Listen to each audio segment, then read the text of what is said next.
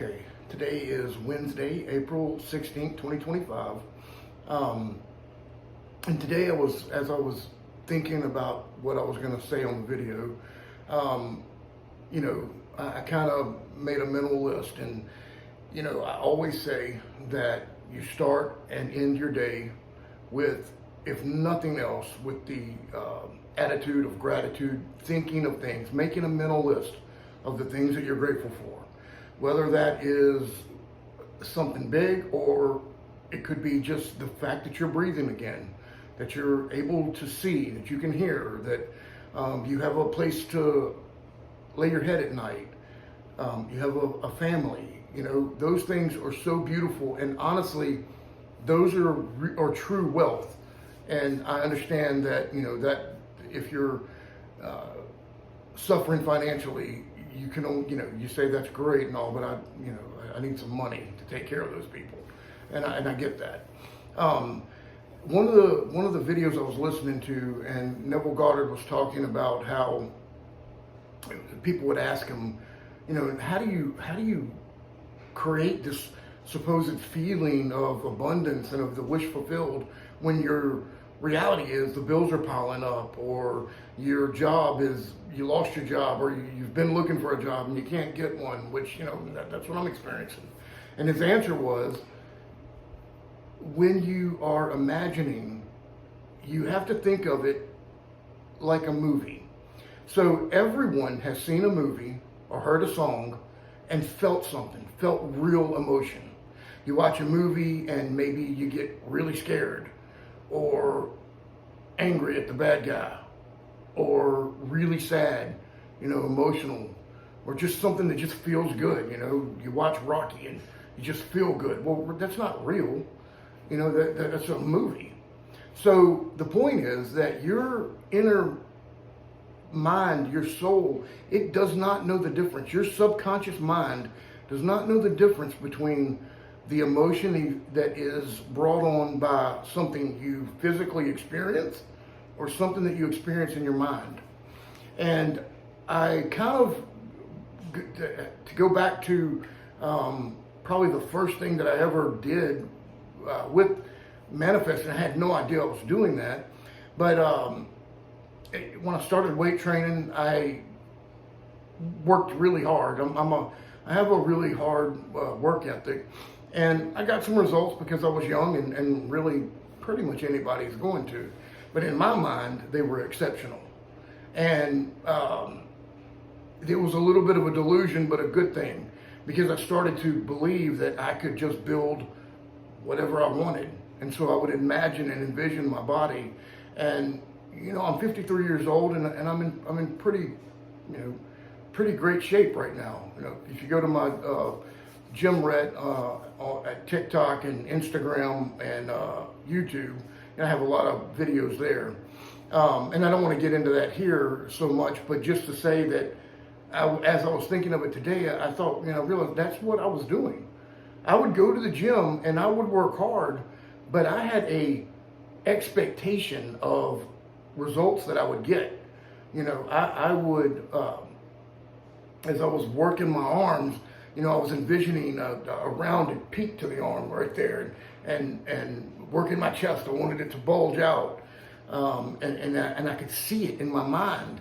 And I don't even remember where I learned it, but one of the things I used to do was I would lie in bed and I would independently try to work to move my muscles with just my mind, without actually flexing. It's kind of hard to describe it. Kind of like when you see someone move their chest. That's the easiest one. This was the first one I learned to do. But I got to where I could, do my calf, my leg muscles, both front and back. I still can't activate my lats as easily. But the point being is, as I was going through those and doing that, I was using just my mind. There was no load. I was lying in bed. And I was doing it thinking I'm increasing the mind-muscle connection. But at the same time that I was doing it, I was also envisioning the way I wanted it to look. And, I would say that I created that. And I did. You're limited by genetics to a degree, but I think that you can do a lot more than what science really has explained. So when you are thinking of this, it's very easy to go, but man, my reality sucks. And you have to not let that be the consuming thinking. Now, I heard Neville talk about it, and quite a few other people. Elmer, I think, has spoken of it, but a technique to do is, at the end of the day, I am going back through my day, and things that didn't go the way I wanted, I'm kind of rewriting them in my head. So I think in my mind about that great job and feeling what it feels like to tell my wife, baby, you're not going to believe this. Look what's happened. And that joy and feeling of pride that it would give me, and making myself think about it until I feel that. It's work. This is definitely work. And, there's no free lunch. There's nothing. It's very simple. And it can become easy if you make it a routine, but you got to do it. And I think that mental laziness is one of the main reasons for failure. And I'm certainly guilty of it. I've done it. I have busted my tail, worked my ass off, but mentally, I haven't disciplined my mind over the years. And, when you start doing this later in life, you've got decades of negative self-programming going on. And while I think that it is certainly possible to eliminate it in a day, a week, maybe hours, I don't know. But you have to go at it with the reality, or with the mindset that I'm going to do it until, period. Until I'm no longer, as I'm thinking of it, I'm actually seeing what I'm thinking of now. Not mentally, but physically seeing it. And it's going to happen. It's going to happen. I know it because I wouldn't be putting these videos out with the condition that I'm in, the place that I'm in. I certainly wouldn't do that if I didn't believe, and I don't even like to say believe. I know that reality is there, and that the movie that I'm playing, I think a great way to think of it is, you are doing this whether you turn this off right now and say to hell with it, you're still going to do it.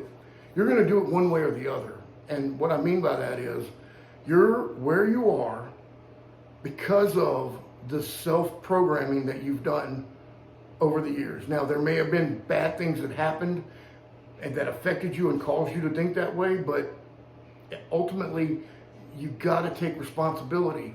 Because if you don't take responsibility, then you don't have any chance of fixing it.